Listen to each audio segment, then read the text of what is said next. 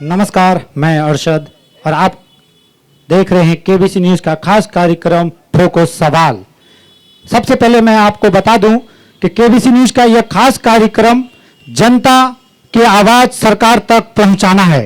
मनिहारी विधानसभा, कोरा विधानसभा के बाद यह तीसरा बरारी विधानसभा में यह ठोको सवाल का आयोजन किया गया है। और मैं आपको बता दूं कि नेता तो आते हैं, वादा भी करते हैं, इरादा भी बनाते हैं, लेकिन उस पर कितना खड़े उतरते हैं। आज आपका वक्त है इन तमाम सवालों के साथ नेता के सामने रखना। आज आपका सवाल होगा और उनका जवाब होगा। सवाल पूछने के लिए आए हुए हैं नेताजी लोग जो सत्ता में बैठे हुए हैं, उनसे सवाल करने के लिए आए हुए हैं। तो यहाँ सब तैयार है सवाल ठोकने के लिए। इसी से हम अपना कार्यक्रम शुरू करते हैं। आप हैं आरजेडी से मिथुन कुमार यादव जी और इन्हें बुके देकर सम्मानित करेंगे दिलीप जी। तालियों से स्वागत करेंगे इनका। आप हैं जदयू से सिंटू कुमार यादव जी, इन्हें स्वागत करेंगे मिठू जी। आप हैं जन सुराज से रतन ऋतु जी, इन्हें बुके से सम्मानित करेंगे मिठू भैया। जोरदार तालियों से स्वागत कीजिए। आप हैं संजू निषाद जी, वीआईपी से, इन्हें स्वागत करेंगे अजय सर। बीजेपी से शांति ओसवाल जी का स्वागत करेंगे अरशद भैया। हम चाहेंगे कि मिथुन यादव जी जो आरजेडी से हैं वो अपना परिचय दें। आदरणीय आप सभी मीडिया बंधु और खास करके हमारे केबीसी न्यूज़ के पूरे कटिहार से जो टीम आई हुई है, उनका मैं इस पावन धरती पर उनका हार्दिक अभिनंदन करते हैं।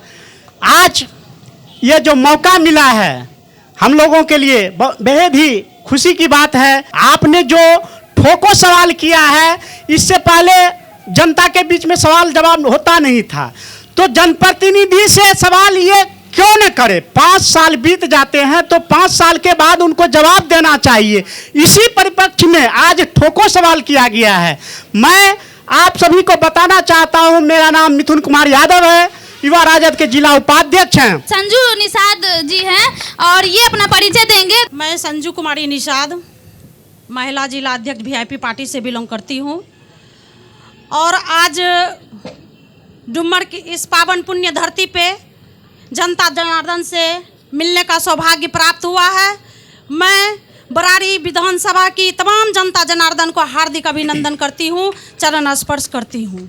ठोको सवाल पे जो हम लोग एकजुट हुए हैं इस पावन पुण्य धरती पे, इसे आप लोग देखते रहिए क्या क्या सवाल, ठोको सवाल में क्या क्या सवाल होता है। शांति जायसवाल जी हैं। मेरा नाम शांति जायसवाल है और बिहार प्रदेश प्रवक्ता हैं बीजेपी से। अपना परिचय दें। मेरा नाम संटू कुमार यादव है। मैं जनता दल यूनाइटेड पार्टी में जिला महासचिव के पद पर हूँ। मेरा घर कुर्सेला है और मैं सामाजिक जीवन में हूँ, समाज सेवा से जुड़ा हूँ। साथ ही सर्वोदय महाविद्यालय कुर्सेला का मैं प्राचार्य हूँ। आज सबसे पहले मैं धन्यवाद देना चाहूँगा केबीसी न्यूज़ की टीम को। इस छोटे से गांव में आज ऐसे कार्यक्रम को आप लेकर आए हैं जो बड़े बड़े शहरों में डिबेट हुआ करता है। इसके लिए बहुत बहुत धन्यवाद आपका कि ये हम लोगों के अंदर एक एक्साइटमेंट था आज, क्योंकि हम लोग तो जिस दल में हैं और जिस जगह पर हम लोग बिलोंग करते हैं, छोटे नेता हैं, हम लोगों को आपने मंच दिया, इसके लिए बहुत बहुत धन्यवाद। आप हैं रतन ऋतु जी। सबसे पहले तो जितने भी हमारे बड़े भाई, हमारे पिता समान, पिता तुल्य देख रहे हैं, उसको बहुत बहुत धन्यवाद कि आज हम लोग के समाज के बच्चे को एक मंच मिला आप लोगों तक बात पहुंचाने की, युवा की, समाज की। और मेरा परिचय, मेरा नाम रतन कुमार मंडल हुआ। हम इन्हीं समाज के एक बच्चे हैं। मेरा कोई पॉलिटिकल बैकग्राउंड नहीं है। और जहां तक बात रही हम पार्टी से जुड़े हुए, तो हाल फिलहाल में ही जन स्वराज पार्टी से जुड़े हुए हैं। वहाँ के हम संभावित प्रत्याशी हुए जन स्वराज से। ठोको सवाल, ठोको सवाल में अभी हम मौजूद हैं बरारी प्रखंड में और देखते हैं कि किनके मन में कौन सवाल जग रहा है, कौन किन से कौन सा सवाल करना चाहते हैं। क्या सवाल है आपका और किन से सवाल है? सवाल अभी सत्ता पक्ष से है। मैं सुमित कुमार पोद्दार और इस ठोको सवाल में आए हुए हैं। हमको मैसेज गया फेसबुक के तरफ से और केबीसी के बहुत बहुत आभारी हैं जो कि आपने इस गांव में शिविर लगा के जनता से डायरेक्ट सवाल पूछ रहे हैं। और ये सत्ता पक्ष से भी हम पूछेंगे। सत्ता पक्ष से 2-3 सवाल है मेरा। पहला कि 1994 में हम लोग का प्रखंड बना, अभी तक उसको अपना भवन नहीं मिला है। दूसरा है कि अभी तक अपने प्रखंड में एक थाना नहीं है। थाना अभी दो थाना बन गया फलका में, एक पुठिया थाना एक फलका थाना। ये सवाल रहा। और सवाल हुआ बेरोजगारी के मतलब में, इतने जो हमारे बेरोजगार हैं 11 का वैकेंसी वो 24 में लिया जाता है, क्या उम्र रहेगा क्या? यही सवाल।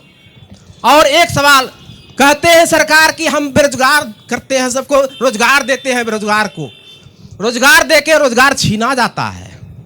स्पष्ट है, अभी भी रोजगार दिया गया बीपीएम बीआरपी शिक्षा विभाग में, दे के 6 महीना साल भर सबको खटे हैं, सबको बेरोजगार कर दिया गया है। ये सत्ता पक्ष से सवाल है। जेडीयू से संटू यादव जी। जी धन्यवाद। पवन पोद्दार जी का पहला सवाल है सुमित कुमार जी कि समेली ब्लॉक में थाना और प्रखंड कार्यालय के लिए अभी तक जो है भवन का निर्माण, अपना भवन का निर्माण नहीं हुआ। सवाल शुरू आज जहां से हुआ है, जवाब थोड़ा मैं पीछे से देना चाहूँगा। 2005 में समेली ब्लॉक की क्या स्थिति थी, समेली गांव की क्या स्थिति थी, वो हमने देखा है, आपने भी देखा होगा। विकास का क्रम निरंतर चलता है और आज हमारे माननीय मुख्यमंत्री, बिहार के लोकप्रिय मुख्यमंत्री जी के नेतृत्व में जितना विकास हुआ है, वो सड़क का हो, वो बिजली का मामला हो, आज सबके सामने है। हमारे मुख्यमंत्री जी ने स्पष्ट तौर पर कहा है कि हम बिहार चूंकि गांवों का देश है, 90% लोग यहाँ पर किसान हैं, गांव में बसते हैं, हम गांव को स्मार्ट बनाने का काम करेंगे। सड़कों का निर्माण हुआ, गली नली का निर्माण हुआ और आज ऐसी स्थिति है कि हर गांव में सोलर ऊर्जा, सौर ऊर्जा से आपको लाइट लगाया गया कि ताकि आंधी तूफान में भी जो गांव में बिजली की जो कमी हो जाती थी, उस समय जो अंधेरा छा जाता था, उसे भी दूर किया गया। आज समेली प्रखंड कार्यालय में जो संसाधन होना चाहिए वो सारा संसाधन उपलब्ध है, बिल्डिंग है, सारा काम सुचारू रूप से हो रहा है। ये लंबे समय से मांग है कि थाना समेली में होना चाहिए, क्योंकि जो थाना कार्यालय है वो दूरी पर है और निश्चित रूप से इस ओर हमारे माननीय विधायक जी भी लगातार प्रयासरत हैं और भूमि अधिग्रहण का भी कार्य लगभग हो चुका है जो हमारे नॉलेज में है और आगे भवन का कार्य पूरा कर लिया जाएगा, ये आशा नहीं पूर्ण विश्वास है। 2011 में बिहार सरकार ने वैकेंसी निकाली होम गार्ड की, वो बहाली क्या 24 में ले रहा है? क्या उसमें उम्र बच्चा रहेगा क्या स्टूडेंट का? 11 की वैकेंसी 24 में ले रहे हैं, कौन सा बड़ा काम कर रहे हैं आप? आपने सिर्फ एक होम गार्ड के बहाली की बात कही है। लगभग 2011 का जो बहाली था प्रक्रिया, मेरे ख्याल से लगभग सभी जिलों में पूरा हो चुका है, कुछ जिलों में रहा है। इनके अलावा बिहार सरकार ने जो बड़ी बहाली की है, उसके समय और उसकी बहाली प्रक्रिया पर आपको कोई सवाल है क्या? इसमें देरी क्यों? इसमें क्यों? इसमें जो भी देरी हुई थी, जो भी टेक्निकल कारण था, लेकिन उसको पूरा कर लिया गया है। आपको भी सवाल करने का मौका मिलेगा सर, आपको भी सवाल करने का मौका मिलेगा, लेकिन पहला जो सवाल है उम्र जब खत्म हो जाएगा तो फिर युवा को रोजगार कहां से मिलेगा? ये इतने पलायन कर रहे हैं, 11 की वैकेंसी आपने 24 में लिया, इसका भरपाई कौन करेगा? यहाँ एक युवा साथी है जो स्पष्ट तौर पर कहा, को नौकरी नहीं मिलेगा तो कराता लेगा। मैंने आपको स्पष्ट तौर पर कहा 11 के बाद क्या बिहार में होम गार्ड की ही सिर्फ बहाली आई? क्या वो लड़के सिर्फ होम गार्ड के लिए ही तैयारी कर रहे थे? लाखों बहाली में क्या उसे शामिल नहीं किया गया? ये सवाल जो सिंटू बाबू आप बोल रहे हैं कि और बहाली में उसको किया गया कि नहीं, मान लीजिए कि हम मैट्रिक पास हैं, हम इंटर पास हैं, आगे की किसी बहाली में हम शिरकत नहीं कर सकते, हम सिर्फ होम गार्ड के लिए हैं, लेकिन क्या हमारा ज्वाइनिंग होगा आज के डेट में। जब 11 में हमने वैकेंसी अटेंड किया तो आज के डेट में वह बहाली हम अटेंड कर सकते हैं क्या? हमारी नियुक्ति होगी? इसका जवाब दीजिए, क्या नियुक्ति होगी? बिहार में मैट्रिक और इंटर स्तर पर कई बहालियां कई पदों पर हुई है और ये सीधा आरोप के होमगार्ड में हम भरें, इसके अलावा हम किसी में भरने में सक्षम नहीं हैं, तो ये मैं पूर्ण रूपेण इस आरोप को खारिज करता हूं। कई बहालियां आई नहीं, उन्होंने होमगार्ड में अगर भरा तो क्या उनकी नियुक्ति इस उम्र में होगी? उस उम्र के 11 की बहाली को मैंने कहा कि उसकी प्रक्रिया पूर्ण की गई, उसमें भी शामिल सवाल से आप भटक रहे हैं। क्या उसमें फिर से नियुक्ति 2011 का वैकेंसी नियुक्ति होगी? नियुक्ति हो चुकी है, पूछ लीजिए। जिनका उम्र चला गया, जिनका उम्र पास हो गया, क्या उन पर नियुक्ति होगी? हमने कहा जो लोग उसमें शामिल थे उनकी नियुक्ति हो चुकी है। जिनका उम्र बाय द वे अगर वैसा हुआ तो 11 के बाद बिहार में कई बहालियां आई, उसमें वो निश्चित रूप से उसको अवसर मिला था। यह जनता की आवाज है, ठोको सवाल है। आई है महिला, आइए जानते हैं महिला का सवाल। बेटा हम गरीब हैं, मजदूरी करी के पढ़ाई है, उसको तो अभी काम देवे न करे हैं। अब कितना वोट के चलते काम मांग रहा है। इनका भी आरोप है कि बच्चे को तो पढ़ा रहे हैं, गरीब है, लेकिन नौकरी नहीं हो रहा, युवा बेरोजगार है। इसके लिए क्या कर रही है सरकार? जानते हैं, बीजेपी से शांति जायसवाल जी हैं, उनसे जानते हैं इस पे क्या कहेंगे। महिला का सवाल है, महिला का जवाब है। इस पर हम अपनी बहन को ये कहना चाहेंगे कि बहन, किसी भी राज्य का स्थिति सुधारने में नहीं, पहले मेरी बात को सुना जाए। यहाँ पर ग्रामीण स्तर पर, माइक्रो स्तर पे आप देखेंगे कि कौशल योजना के तहत युवाओं को ट्रेंड करने की जो योजना चल रही है, अगर आपके बच्चे में एबिलिटी है, अगर उसमें काबिलियत है, तो आप कौशल योजना के तहत अपने बच्चों को जोड़ें। आपको जो है प्रॉपर नॉलेज का अभाव है, जिस वजह से आपका बच्चा बैठा हुआ है। क्योंकि अभी के समय में, सुनिए मेरी बात को दीदी, कौशल योजना के तहत युवाओं को कौशल किया जा रहा है, उसको हुनरमंद बनाया जा रहा है। और हुनरमंद बनाने के बाद आप देखिए ना कि टेक्नीशियन का कहाँ पर बचा हुआ है, लोग उसको ढूंढ करके निकालते हैं। तो आप कौशल योजना से आप अपने बेटे को जोड़िए, रोजगार ही रोजगार है। सवाल है, जीविका दीदी को 10,000 रुपया दे दिया है, फिर कहता है ब्याज जोड़ कर लेंगे पैसा। कौन पैसा मिलता है? जीविका दीदी को जो 10,000 रुपया दिया है, अब न्यूज में देता है कि 10,000 रुपया ब्याज जोड़ के लेंगे। जीविका दीदी को जो 10,000 मिला है, बेवकूफ बना कर दे दिया सबको, दीदी को खाता में भेज दिया, अभी कहता है पैसा लेंगे। ब्याज कहाँ से भरिएगा? ब्याज कहाँ से भरेंगे? दे दिया खाने के लिए, कहता है ब्याज भरेंगे। कौन दिया पैसा? कौन दिया? सरकार भेजा खाता में। सरकार भेजा खाता में। ये विपक्षी के द्वारा चलाया हुआ भ्रम है भाइयों। यहाँ बैठे हुए तमाम लोगों से हम यही तो कहना चाहेंगे, लेकिन वो भूल रहे हैं कि कल का वो समय था कि अगर सरकार दीदी आपको अगर 10,000 देती, सुनिए मेरी बात को दीदी, हल्ला नहीं करिए, बात को समझिए, कि अगर आपको 10,000 रुपया आपके खाता में मिल गया ना, और आपको हम यह आश्वस्त करते हैं, आप शांति जायसवाल का नंबर ले लीजिएगा राधा से, कि ये सिर्फ भ्रम का स्थिति है। क्योंकि विपक्षी जो है वह घबरा गया है, क्योंकि महिलाओं का एक पूरा जन समूह सत्ता पक्ष के साथ, नीतीश कुमार जी के साथ और भाई नरेंद्र मोदी जी के साथ है। उसका सबसे बड़ा अगर कारण है तो वह सिर्फ है कि महिलाओं के दर्द को, अगर उसके पीड़ा को किसी ने समझने का काम किया है, तो वह डबल इंजन की सरकार नीतीश कुमार और नरेंद्र मोदी। दीदी, आप किसी भ्रम में नहीं रहिए, कभी भी आप। उनका कहना है कि ब्याज के साथ फिर से सरकार वसूलेगी, इस पे क्या कह रहे हैं? सत्ता पक्ष एक भ्रम की स्थिति पैदा कर रही है, ये बात महिलाओं को समझाने की आवश्यकता है। आप अपने न्यूज आप कह रहे हैं कि सत्ता पक्ष भ्रम फैला रही है। मैं ये कह रही हूँ कि विपक्ष जो है वह भ्रम की स्थिति पैदा कर रहा है, क्योंकि वह घबरा गई है। वो जो है विपक्षी, वो घबराए हुए हैं, क्योंकि देख रहे हैं कि बिहार में जो है विकास अब रफ्तार पकड़ चुका है, हर क्षेत्र में काम हो रहा है, बिहार में इंफ्रास्ट्रक्चर का दौर है। आप देखिए ना कि जिस सड़क से आए हैं, क्या वह सड़क जो है एक घर का जो सुंदरता है उससे भी ज्यादा खूबसूरत आपका सड़क है दीदी। विपक्ष पर आरोप है, क्या कहेंगे? विपक्ष पर आरोप लग रहा है कि विपक्ष भ्रम फैला रही है। एक बात तो मैं कहना चाहता हूं, 2014 से जो आपकी सत्ता आई, आपने कहा कि 15-15 लाख खाते में आएंगे, प्रतिवर्ष 2 करोड़ युवाओं को रोजगार देंगे, और आपने नहीं दिया। इसीलिए लोगों में भ्रम है, लोगों में कि हमको 10,000 रुपया फिर से वसूली कीजिएगा। सही में आप लोग लीजिएगा? बिल्कुल बिल्कुल, ठोको सवाल में ठोका जा रहा है सवाल।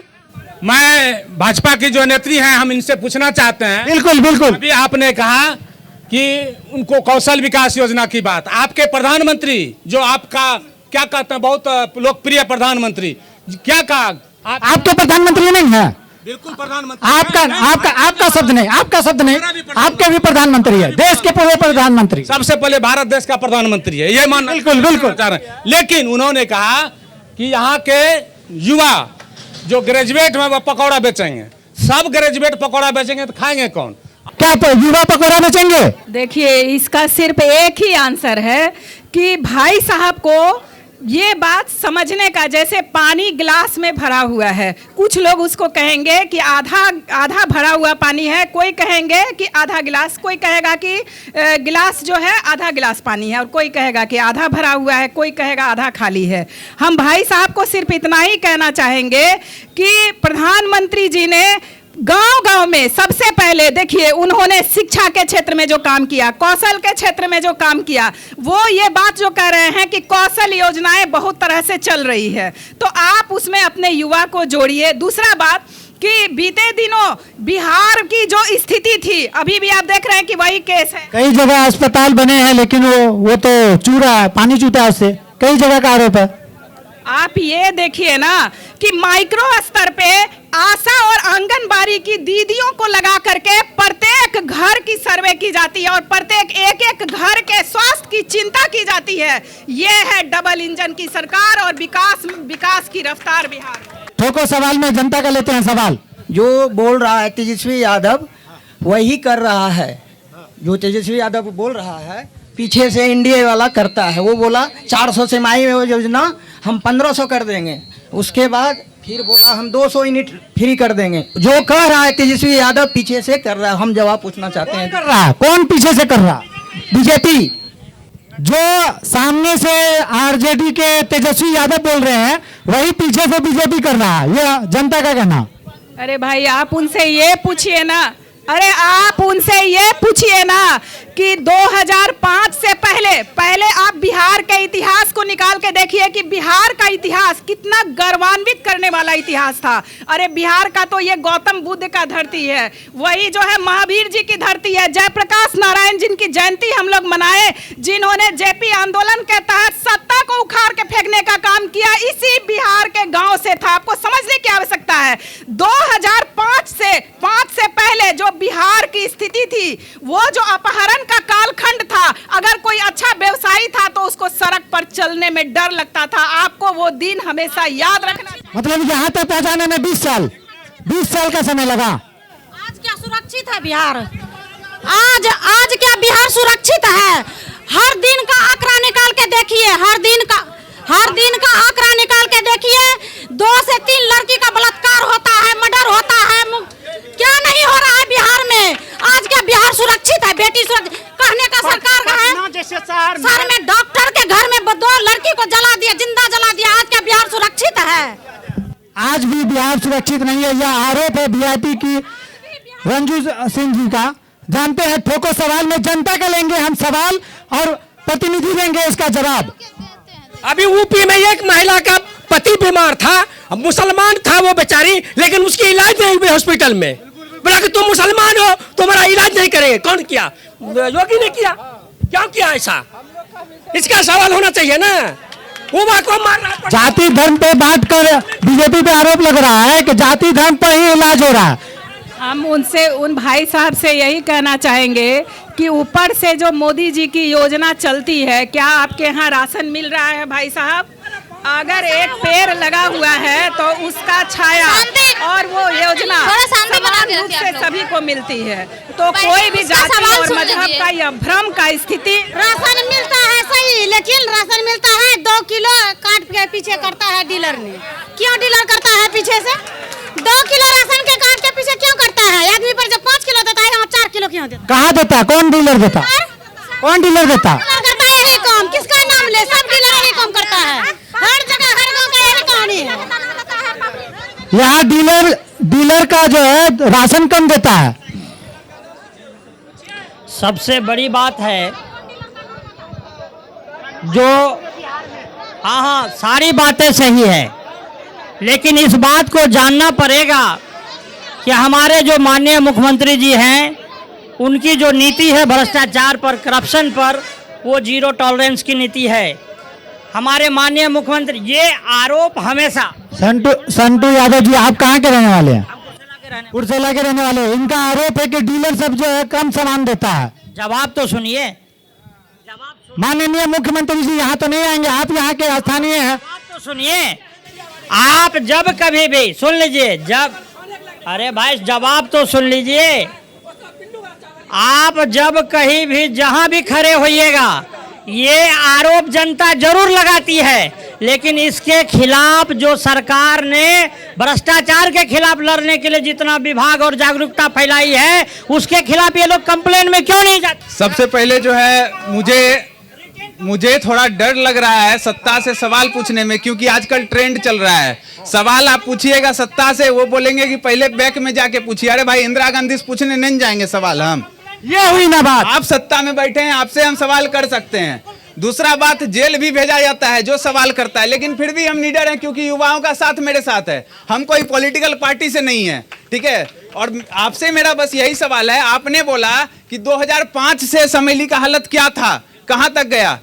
2005 से आज 25 है, 20 साल हो गए। 20 साल आपको वो वहां पे एक भवन बनाने का नहीं हुआ, जबकि कोई भी पार्टी में गठबंधन में रहे, मुख्यमंत्री आपके पार्टी से रहते हैं नीतीश कुमार जी, लेकिन उनका रून। दूसरा बात, आपने बोला कि डुम्मर एक छोटी सी धरती है। डुम्मर छोटी सी धरती नहीं है, आप देख रहे हैं छोटा ना उसको, ये आपकी सोच है सर, ठीक है। डुम्मर में ना करोड़पति रुक के वहां चाय पीता है, डुम्मर इतनी बड़ी बस्ती है। और उसके बाद डुम्मर में सबसे बड़ा मवेशी का हाट लगता है, जहां पे आप जिस धरती पे हैं अभी, ठीक है। डुम्मर कोई छोटा धरती नहीं है, छोटा जगह नहीं है, छोटा गांव नहीं है।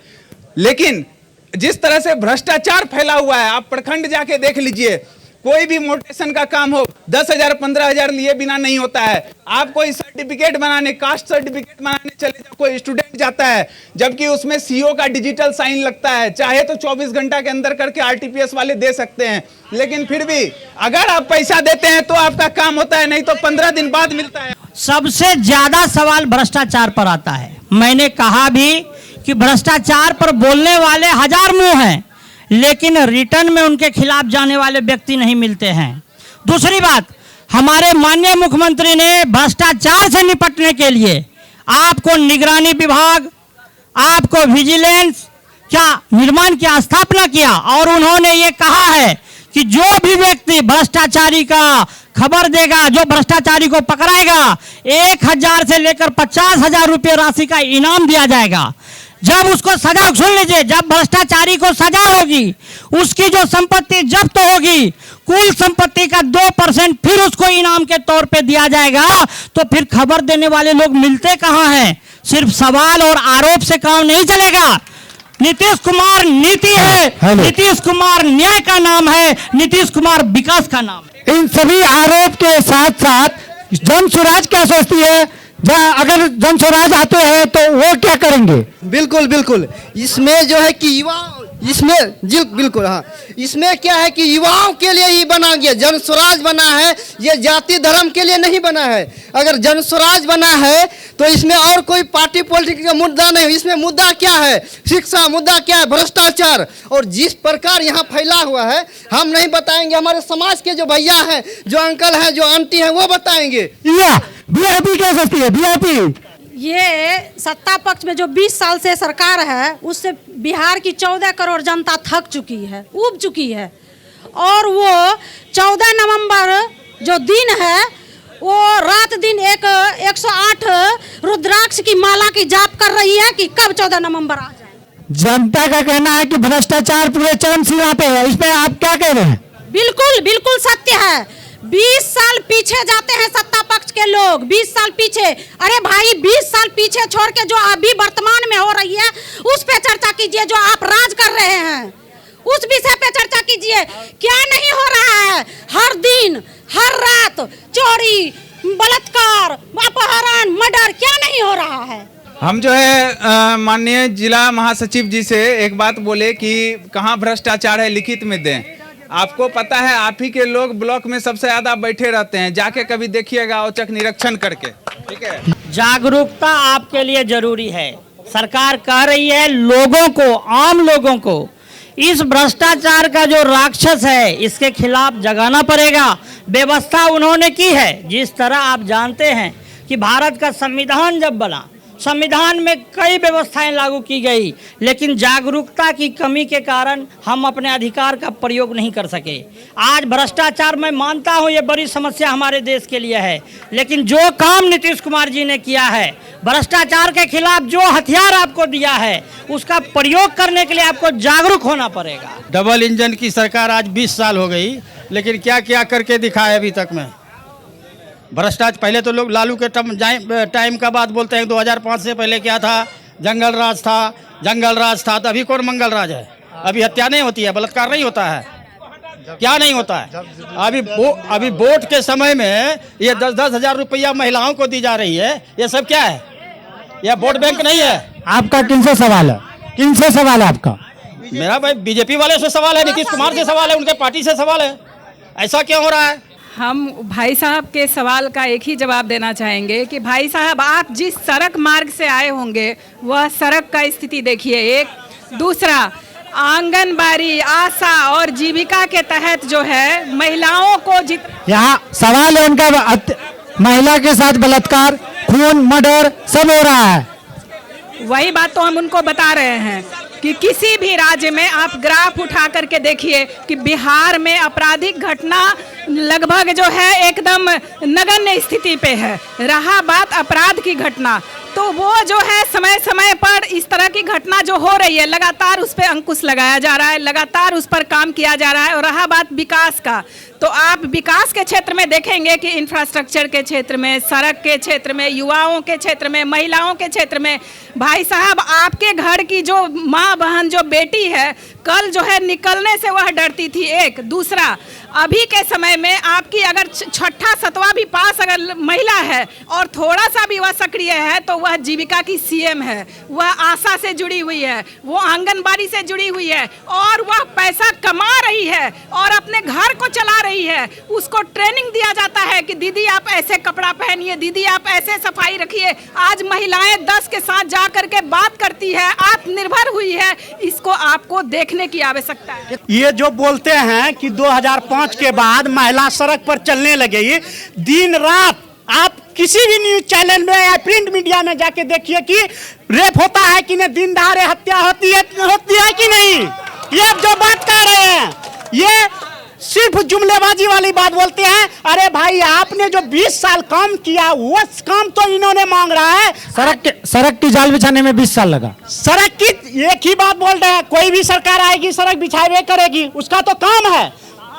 हम लोगों ने, और मैं बताना चाहता हूं 2015 से पहले, सुनिए, 2015 से पहले इस क्षेत्र में बरारी में विधायक नहीं जानता था विधायक भी कोई चीज होता है। जो आज आप कहते हैं भ्रष्टाचार नहीं है, भ्रष्टाचार के लिए निगरानी बना है।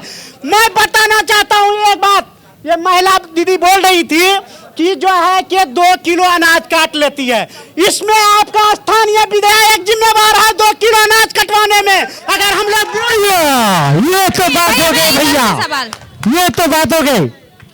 सत्ता पक्ष की ही सिर्फ जिम्मेदारी नहीं है, विपक्ष के लोग सरकार में आप हैं, आपसे सवाल होगा। सुनिए, विपक्ष की ये जिम्मेदारी नहीं है। बात तो सुनिए। मैंने कहा विपक्ष की भी जिम्मेदारी है। अगर कहीं गलत हो रहा है तो उसके खिलाफ आप आवाज क्यों नहीं उठाते? इस महिला को लेकर डीएम के पास क्यों नहीं जाते हैं? सिर्फ सवाल करने से नहीं होगा, क्यों नहीं जाते हैं? उनका कहना है कि सरकार हम आपका बना है, आपसे सवाल करें। हमारा कहना है सरकार एक व्यवस्था है, उस व्यवस्था में जहां निवारण होगा वहां आपको जाना पड़ेगा। घर पर दूसरा ठोको सवाल में, ठोको सवाल। पहले सर रुकिए, एक बार सुनिए मेरा बात। मेरा एक ही सवाल है कि आप सड़क के बारे में बोलें। सड़क, आइए आपको डुमर का ही सड़क दिखाते हैं। डुमर से बकिया जाने वाली सड़क में अभी भी पानी आपको मिलेगा, अभी भी पानी, बहुत दिक्कत होता है जाने में सभी को। और समेली प्रखंड में बिस्नी चौक पे अभी भी पानी आपको मिलेगा। आके देखिए, आपका विधायक कहाँ गई विकास? आपको विधायक अंधकार में विकास। सुन लीजिए, जहाँ तक समेली प्रखंड की बात है, समेली में जो जल जमाव का मामला है, चूँकि गांव में ऐसा हुआ है, ग्रामीण सड़क में, सड़क के किनारे आपको ज़्यादातर घर सटा रहता है, जगह नहीं होने के कारण। जब तक नाली नहीं बनेगी जल निकास नहीं होगा। 1 मिनट। और इस बार समेली प्रखंड में जल जमाव की समस्या के निदान के लिए हमारे विधायक जी ने 2000 फीट नाली का निर्माण समेली ब्लॉक में कराने का काम किया है, समेली गांव में कराने का काम। मेरा सवाल है, सभी दल के आदमी यहाँ बैठे हुए हैं, कहती है कि सरकार हमारी, प्रधानमंत्री विकास कर रही है। मैं उन सरकार से जानना चाहते हैं कि जीएसटी कितना वसूले और कितना खर्च किए। यह एक पहला सवाल है। दूसरा सवाल है, 5 किलो अनाज जनता को देती है, एक जनता की साल महीने का कितने खर्च है? उससे एक नमक से मुर्दा के मरे हुए लाश की दब कफन के लिए पैसा लेती है, उस पर भी जीएसटी है। तो कहती है विकास। उससे एक चीज और सवाल है कि देश में जिस टाइम इस सरकार में आई थी, उस टाइम कितने कर्ज था देश पर और आज कितना देश पर कर्ज है? और मुद्दे की सवाल है ये जबरदस्त। ये पहले। तीसरा सवाल, देश में जुमला बहुत प्रधानमंत्री ने देश के जनता के बीच में कहा था कि मैं 15 लाख घर के खाता में देंगे, वह भी नहीं दिए। जिस रही अब बिहार सरकार की बात, ज्वाइंट सरकार में चल रही है, बिहार ज्वाइंट सरकार में चल रही है।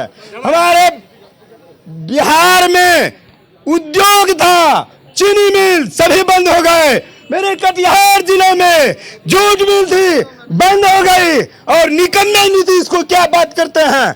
वाह, मुद्दे की बात है, जूट मिल बंद हो गई।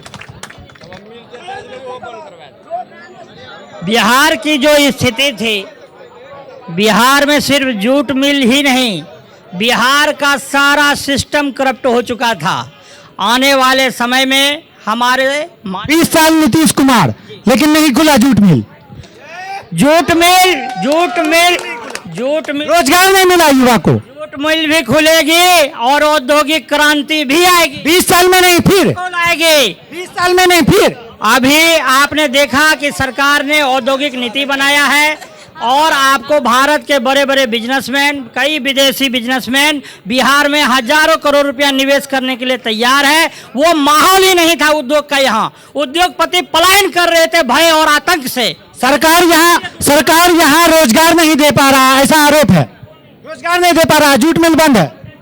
ये सब जो है ना भ्रम का स्थिति पैदा हो रहा है। आप जो है ग्राफ उठा करके देखिए। जूट मिल में मैम, जूट मिल बंद है। वही तो कह रही हूँ, रोजगार बंद है। मैं वही बात कहने जा रही हूँ कि आपने जो अपराध का जो एक स्थापित कर दिया था ग्लोबलाइजेशन स्तर पे, नेशनल स्तर पे, आपने बिहार की छवि, उस आपराधिक छवि को उखाड़ने में समय लगा है। और तब वहाँ पर आप देखिए कि विकास, अगर आप देखने का काम करेंगे तो आप माइक्रो स्तर पे जा करके देखिए कि एक एक घर का सर्वे करके एक एक घर में विकास का कार्य किया जा रहा है।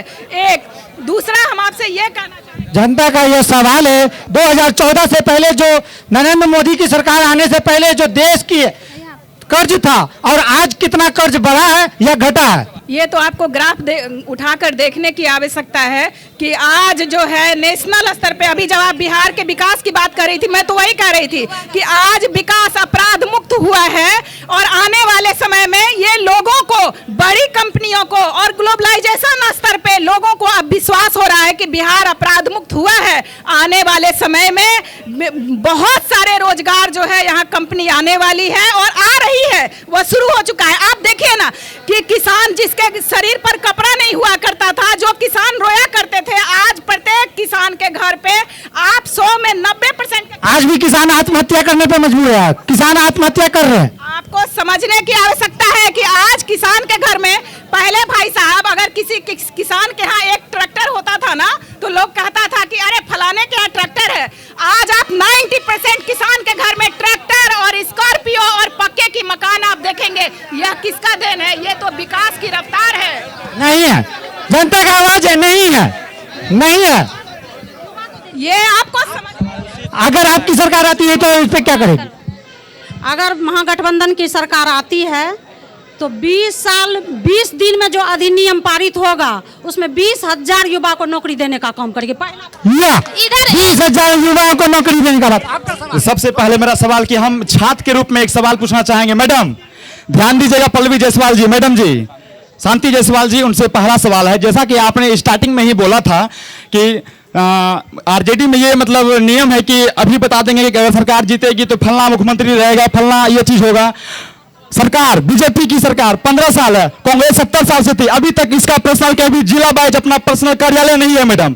और बीजेपी का प्रत्येक जिला में छात्र है मैडम। सामान्य प्रखंड में हम लोग बहुत सारा मैडम आवेदन दिए हैं जिला विधायक जी को, नीतीश कुमार जी, जहां तक हो सके वहां तक प्रयास किया मैडम। अभी तक सामान्य प्रखंड में डिग्री कॉलेज क्यों नहीं है मैडम? कोई सवाल नहीं, डिग्री कॉलेज क्यों नहीं है? अभी तक समेली में डिग्री कॉलेज क्यों नहीं है? कोई भी योजना चलता है जब, पहले आप देखिए कि बिहार में कितने मेडिकल कॉलेज थे, आज मेडिकल कॉलेज कितने हैं? डिग्री कॉलेज क्यों नहीं है? बात मैं कह रही हूँ कि ये योजना में यहाँ के माननीय जो विधायक हैं योजना में डाल चुके हैं और वह योजना जो है वहाँ जमा किया हुआ है। आने वाले समय में निश्चित रूप से बराड़ी विधानसभा के अंदर डिग्री कॉलेज स्थापित होंगे, क्योंकि यह बड़े काम है और इसको होने में समय लगता है। इसको जो है यह तो फिर एक वादा हुआ, फिर एक वादा है। जैसा कि सरकार बोले अभी मात्र 20 साल ही हुआ है। लोकतंत्र का मतलब ही हुआ 5 साल में वोटिंग होगा।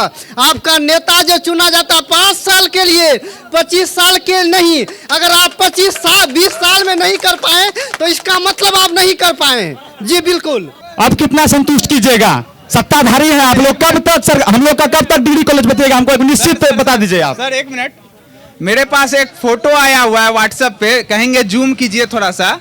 ये वर्तमान विधायक जी जो हैं विजय सिंह निषाद जेडीयू से, उनका फोटो है। मुझे लगता है अगर आप 5 साल सही ढंग से काम करते जनता के लिए और जनसंपर्क करते, उनके सुख दुख में खड़ा होते ना, तो शायद इस तरह से माथा अपना मिट्टी में नहीं रगड़ना पड़ता आपको जनता के सामने। जनता भी सोचने पे मजबूर है कि इस इंसान का क्या किया जाए।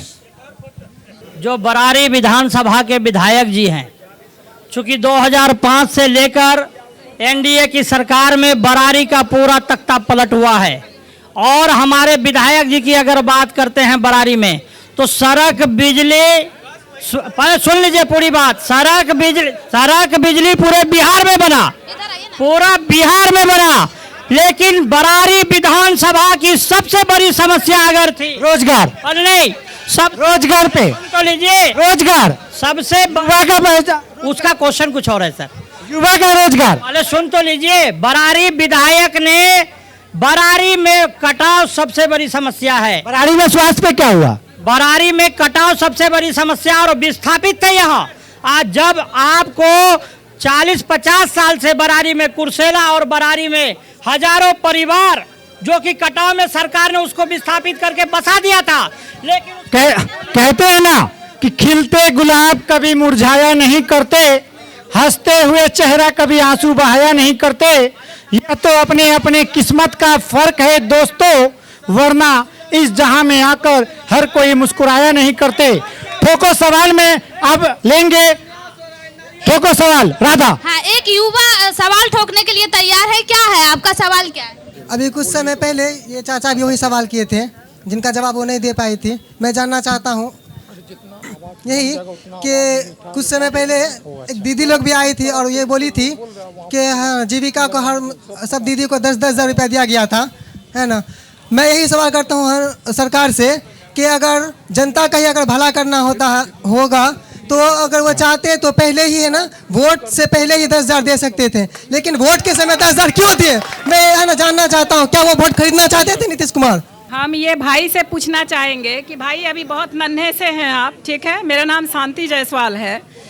तो हम आपसे यही कहना चाहेंगे कि आप कहे क्या कि अभी 10,000 रुपया दी है। आपको ये समझने की आवश्यकता है कि महिला उद्यमी योजना बहुत पहले से चल रहा है और इससे कई महिलाएं आत्मनिर्भर हुई है। एक दूसरा कि अभी आप जीविका की जो सीएम बनी हुई है, कोई आपकी दीदी होगी, बुआ होगी, अगल बगल की आस पड़ोस की महिलाएं होगी, बच्चे, आप उनसे जाके पूछिए कि अगर वह पांचवा, बात समझिए, पांचवा और अगर छठा भी अगर वह पास है तो वह जीविका की सीएम है और 10,000 रुपया उठा रही है बच्चे। और रहा बात ये 10,000 रुपया जो उनको दिया गया है, आप सोचिए कि जो महिलाएं घर में 10 रुपया के लिए किसी पुरुष की मोहताज थी, आज वह अगर 10,000 रुपया ले करके अगर वह फल का काम कर ले, अगर वह सब्जी का काम कर ले, तो वह आत्मनिर्भर है, उसको किसी से 10 रुपये की आवश्यकता नहीं है। ये एक बात मैं कहना चाहता हूँ कि आपने बोला था 2014 में घोषणा किया था, चुनावी घोषणा, कि मैं 15 लाख प्रत्येक व्यक्ति के खाता में देने का काम करूंगा।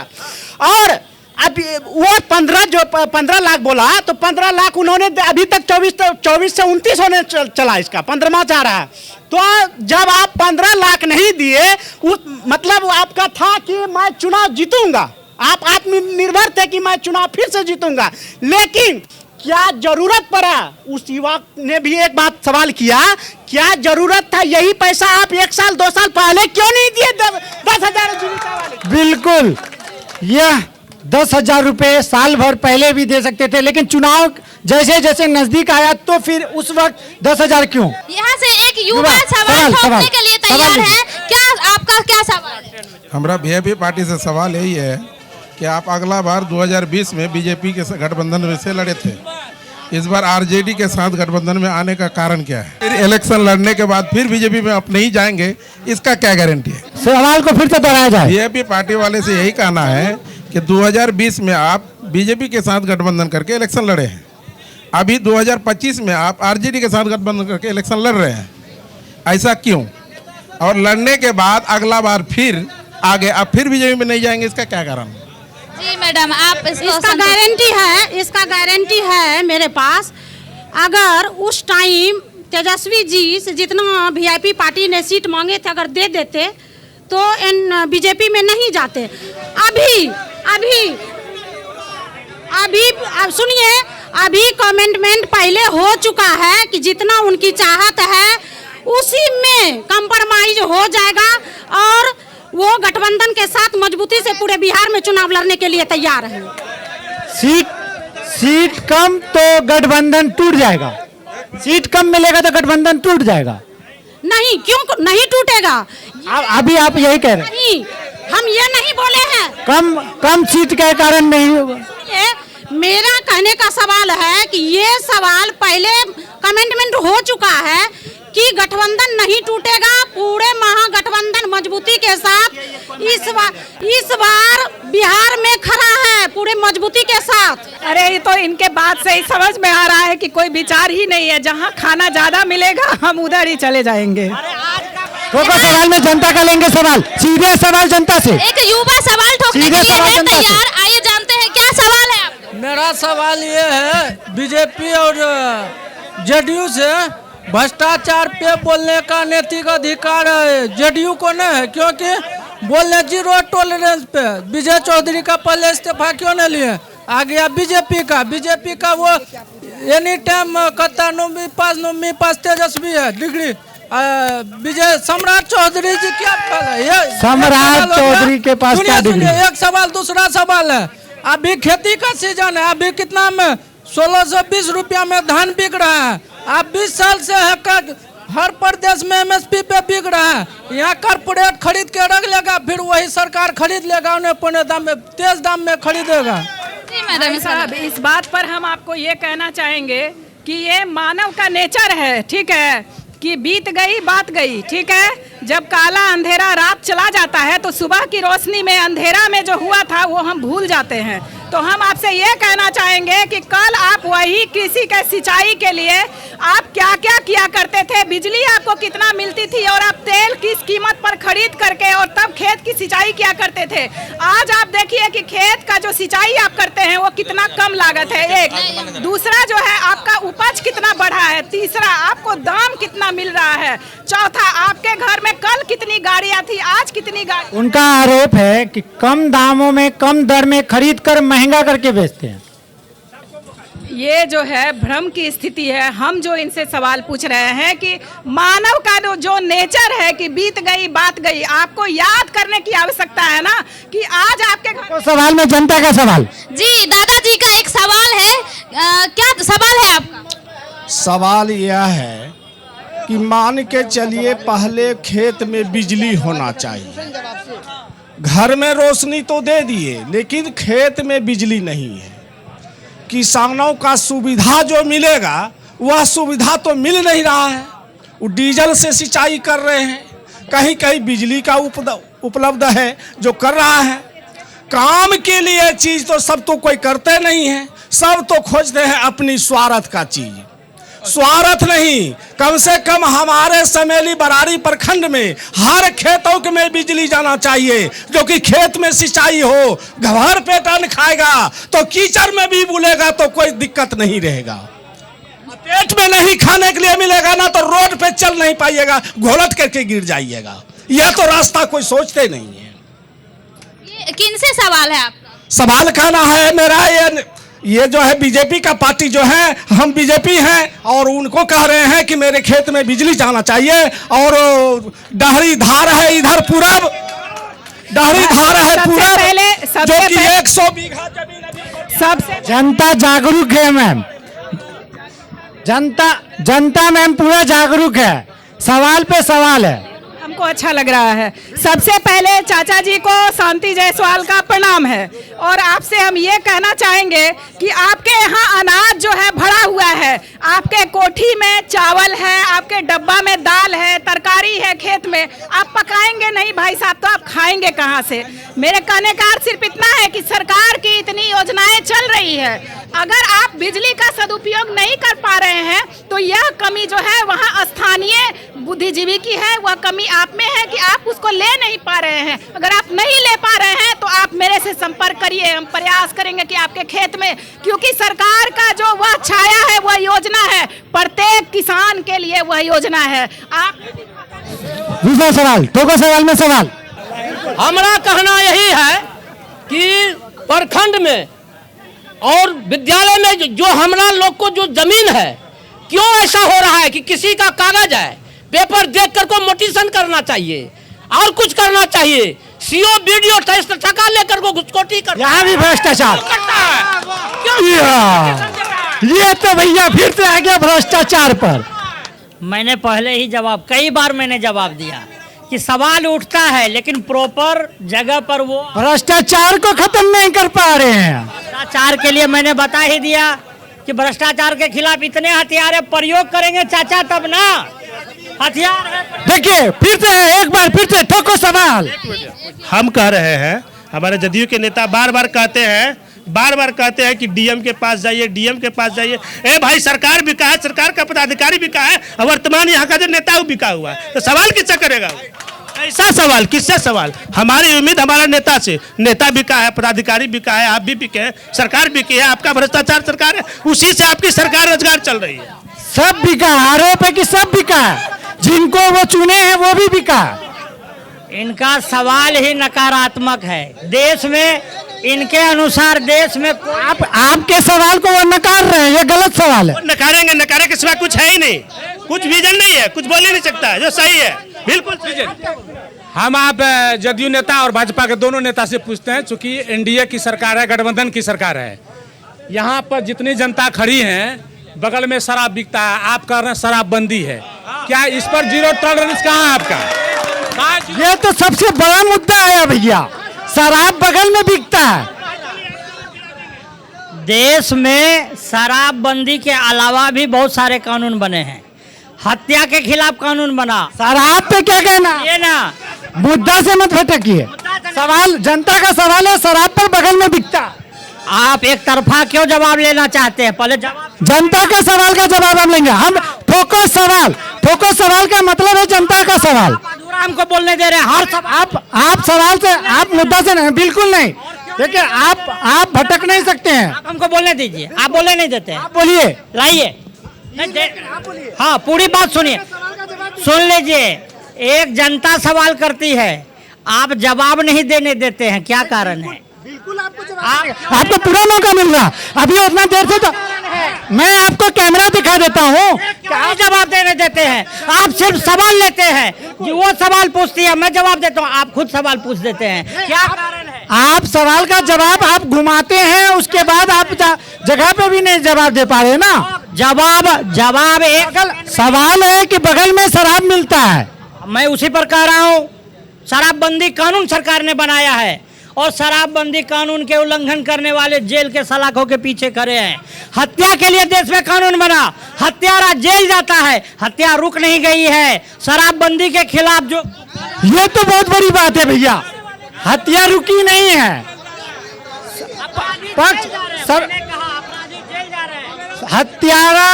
हत्या हो रही है, इस चीज को आप स्वीकार कर रहे हैं, हत्या रुक नहीं रही है। मेरा जवाब, हत्यारा जेल जा रहा है, सुनाई नहीं पड़ा आपको? सुनाई नहीं पड़ा? लेकिन हत्या रुक नहीं रही है। क्या कहा? कानून अगर बना है अपराध को रोकने के लिए, अपराध के खात्मा के लिए, मैंने कहा अपराधी जेल जा रहा है। आज हथियार लहराकर बिहार में चलने की हिम्मत किसी की नहीं है। ये बिहार है और शराबबंदी कानून का उल्लंघन जिन्होंने किया है, हजारों लोग जेल में खड़े हैं। आप जहां अभी बैठे हैं उसके बगल में ही शराब बिक रहा है, ये जनता का आरोप है। और मेरा ये जवाब है, आप जाकर पता कर लीजिए, शराब बेचने वाले जेल जरूर गए होंगे। आज मैं कहना चाहता हूं कि हमारे सभी भाइयों ने बताया कि शराब हर जगह मिलती है। सिंटू भाई, सबसे सोचने की बात है, जब शराबबंदी नीतीश जी अपना कानून लाया तो 4000 करोड़ रुपया इसी बिहार को आ रहा था, उसी एवज में। और वो शराब कहाँ मिलता था? लालू जी के रीजन में, जिला में मिलता था। आपका जब सरकार आया 2005, मैं आलू का बीज लेने पटना गया था, वहां देखा कि पंचायत लाइसेंस देने का काम नीतीश जी ने किया। और जब लत पड़ गया शराब का तो आपने शराब बंद कर दिया। और आज आप कहते हैं शराब में पकड़ाता है जेल जाता है। किसी भी दिन सुने हैं वीआईपी लोग जो अमीर जाते हैं वो शराब पीते हैं, उसका वो जेल जाते हैं? आप क्या करेंगे? जेल किसको भेज रहे हैं? भ्रष्टाचार सरकार में गरीब तबके के लोगों को। वो अगर शराब पीते हैं तो वो शराबी घोषित होते हैं, और लंबे कुर्ते वाले शराब पीते हैं तो वो पार्टी घोषित होता है। तो गड़बड़ घोटाला है भैया, ये कौन सा बात आ गया? संटू जी से एक सवाल है, सड़क उस टाइम से कर रहे हैं। माननीय नीरज जी जो थे पूर्व विधायक, वो एक स्टेट हाईवे पास कराए थे नरैया से शरीफगंज तक, ठीक है। पानी टंकी से, खैरा पानी टंकी से हॉस्पिटल चौक तक वो रुका रह गया काम, आज तक पूरा नहीं हुआ अतिक्रमण के वजह से। जबकि कंस्ट्रक्शन जो है वो अशोक अग्रवाल का कंपनी लिया हुआ है, आपके गठबंधन में है, फिर भी आप काम क्यों नहीं करवा पाए? जवाब दीजिए। पास है लेकिन काम नहीं करवा पाए। नरैया से लेकर शरीफगंज जो सड़क का मामला है, उसमें 7 किलोमीटर पर अवरोध था। थोड़ा ऊपर ले आइए सर। 7 किलोमीटर उसमें अवरोध था, जिसमें एक आपका खैरा में, दूसरा आपको जो बरारी में भी आपको एक जगह था। तो वो 7 किलोमीटर का जो गतिरोध था उसको समाप्त कर लिया गया है और कार्य प्रारंभ भी है, जल्द ही पूरा कर लिया जाएगा। तो सवाल में यहाँ पर सवाल ठोकने के लिए है तैयार, क्या सवाल है आपका? हम आरजेडी से पूछना चाहते हैं कि बरारी विधानसभा में आज मुसलमानों का संख्या 45% है, लेकिन वहाँ पर आज तक कोई मुसलमान को कोई उम्मीदवार नहीं बनाया जा रहा है। वहाँ पर आज वीआईपी का कितना % है जो वहाँ पर वीआईपी पार्टी को टिकट दिया जा रहा है? इसका जवाब दे आरजेडी। देखिए, वो काम आला कमान करती है। और जहाँ तक आपको मैं बताना चाहता हूँ, हमारे माननीय आदरणीय नेता मंसूर साहब, इसी विधानसभा से उसको राजद से टिकट दिया गया था, और उसके बाद मोहम्मद शकूर साहब को महागठबंधन से टिकट दिया गया। कोई जरूरी नहीं है, आला कमान तय करती है। हो सकता है तौकीर साहब हमारे बरारी विधानसभा से है, उसको प्राणपुर से टिकट मिल रहा है। जी, इसमें जैसे कि एक युवा सवाल किए, शराब, जी शराब नहीं, सवाल ये किया था कि 10,000 जो दे रहा है वो तो पहले भी दिया जाना चाहिए। अगर जनता के हित के लिए तो पहले दिया जाना चाहिए। तो उसमें हम जवाब देना चाहेंगे, एक बार क्या होता है, एक भेड़ की झुंड में एक राजा आके क्या बोलता है, हम सब भेड़ को जो है ना एक एक कंबल देंगे। राजा बोलता है कि भेड़ के झुंड में हम एक एक जो है ना हर एक भेड़ को कंबल देंगे। उसी में एक बच्चा, भेड़ का बच्चा मेमना पूछ लेता है, राजा साहब ये भेड़ जो है, भेड़ को कंबल जो दीजिएगा ये ऊन कहाँ से लाइएगा? वही हाल है इन सभाओं का है। हम ही लोग के, आप ही लोग को मुड़ के आपको दिया जाएगा। ये कोई जो है ना आपके हित में कार्य नहीं हो रहा है। आपको जो है एक लॉलीपॉप दिया जा रहा है, इसमें नहीं फंसिएगा। इसमें देखिएगा शिक्षा, इसमें देखिएगा रोजगार, इसमें देखिएगा समाज। क्या सवाल है आपका? वो लड़का ने मुझे सवाल किया, अभी बेजोड़ सवाल किया है। उसे आप संतुष्ट हैं? हाँ। मेरा सवाल जो है कि तीनों पार्टी से रहेगा एक एक करके, ठीक है। सबसे पहले तो हम बीजेपी से पूछना चाहेंगे, अभी कुशल युवा कार्यक्रम का बात किया था, हम उनके टीचर हैं, ठीक है। तो फोकस उतना नहीं लेना है कि जो कि मेरे ऊपर कुछ हावी हो जाए, ठीक है।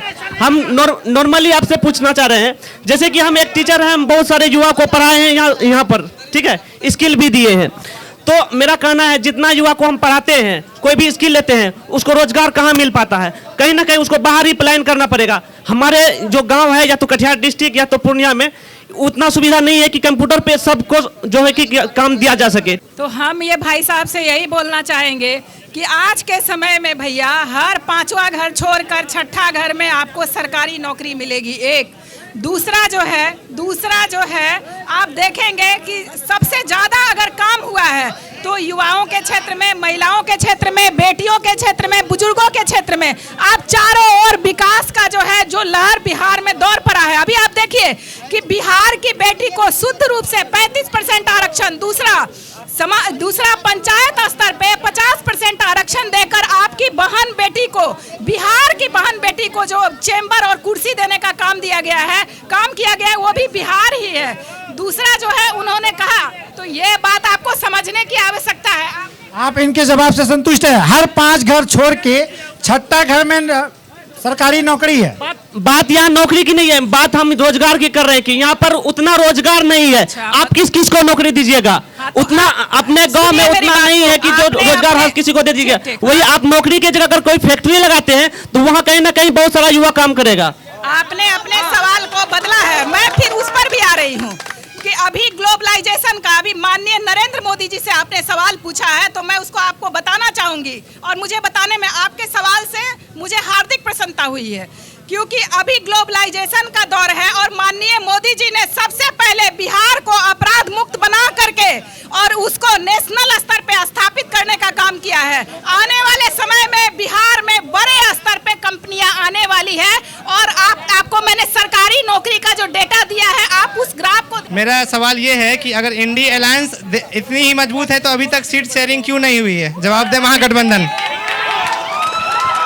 ये एक बात बताना चाहता है कि आपने नित्यानंद राय जी को लगाया, चिराई जी को कितना मिन्नत करने में। आप अपना नहीं देखते हैं, दूसरे का दरवाजा क्यों देखते हैं? आप 20 साल से सरकार में हैं, कहते हैं 15 साल वाला जवाब दे। ये क्या बात है?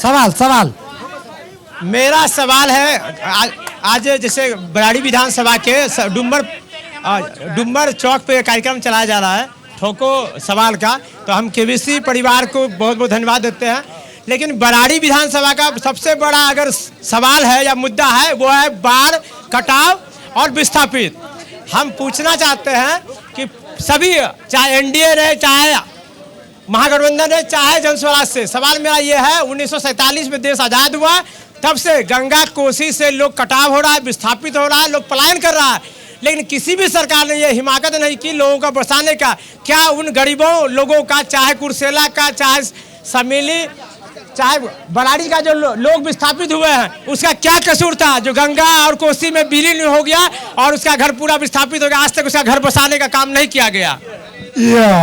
ये तो बहुत बड़ा सवाल, बहुत बड़ा मुद्दा है भैया।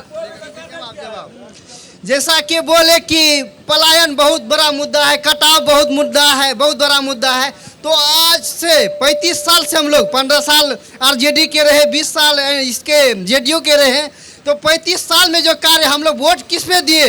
जाति धर्म के वोट किस पे दिए? रोड पे, रोड बना ना, रोड बना। हम बिजली पे दिए, बिजली बना, लेकिन हम लोग कभी वोट नहीं दिए कटाव पे, कभी वोट नहीं दिए शिक्षा पे, कहीं वोट नहीं दिए रोजगार पे। आप एक बार रोजगार पे वोट दीजिए, एक बार शिक्षा पे वोट दीजिए, एक बार पलायन पे वोट दीजिए, जरूर मिलेगा। कटाव पे क्या है?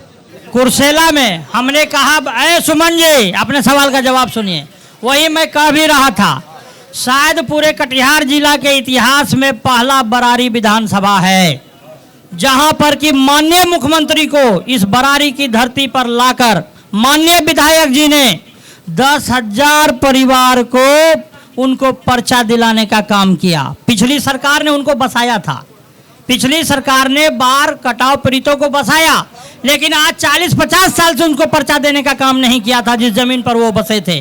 और दूसरी बात मैं बता दूं कि गंगा और कोसी का कटाव हमारे कुर्सेला में है। इस बार माननीय मुख्यमंत्री जी के प्रयास से, एनडीए सरकार के प्रयास से विश्व बैंक के द्वारा 220 करोड़ की राशि सिर्फ कुर्सेला में पत्थर टोला से लेकर मझेली बांध तक आधुनिक कटा निरोधी बांध बनाने के लिए प्रस्तावित किया गया है, स्वीकृत किया गया है।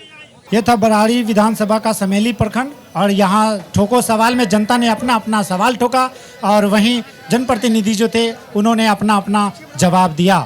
फिर हम अगले विधानसभा मिलेंगे और केबीसी न्यूज़ ये आप तमाम लोगों से अपील करती है कि जो दे साड़ी ताड़ी और नोट उसे कभी ना दे आप वोट। मैं अरशद, केबीसी न्यूज़ कटिहार।